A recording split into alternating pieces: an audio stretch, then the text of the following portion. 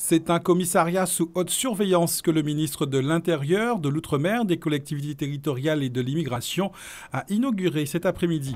Avec des personnalités politiques et économiques entre autres, le représentant de l'État a procédé à une visite de cet hôtel de police, effectif depuis mai 2010. Un nouveau bâtiment de 4 étages avec un sous-sol pour offrir de bien meilleures conditions de travail aux forces de police.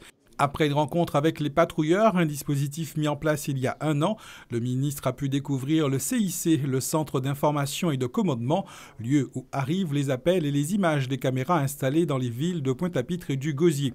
Des caméras quelque peu défaillantes lors de la visite. Devant les forces de police, Claude Guéant insistait sur les bons résultats des agents de Guadeloupe, dû à une augmentation de la présence sur le terrain, et ce malgré les contraintes budgétaires de l'État. Depuis déjà 2007, il y a des réductions d'effectifs dans la fonction publique. Et les effectifs de police et de gendarmerie ont été réduits. Mais les départements d'outre-mer n'ont pas subi de réduction. Donc, ils ont les moyens qui sont nécessaires dans le cadre de nos contraintes actuelles. Une visite très peu appréciée par l'unité SGP Police.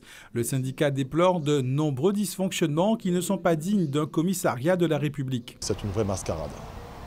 Pourquoi? Parce que le ministre vient nous voir pour nous dire que tout va bien, que tout se passe bien, alors que nous savons très bien que nous avons d'énormes problèmes. Nous avons un manque de matériel criant, nous avons un manque d'effectifs criant.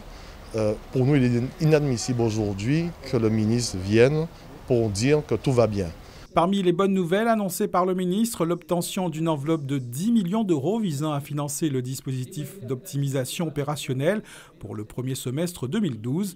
Entendez par là le financement des heures supplémentaires pour les agents d'outre-mer. Ça prouve vraiment que nous avons un gros problème au niveau des effectifs. Parce que si vous allouez 10 millions d'euros pour les heures supplémentaires, ça voudrait dire que vraiment qu'il n'y a pas d'effectifs.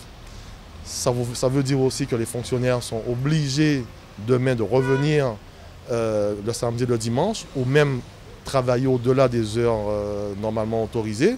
Le ministre, accompagné de Marie-Luce Panchard, ministre déléguée à l'Outre-mer, poursuit son séjour en Guadeloupe.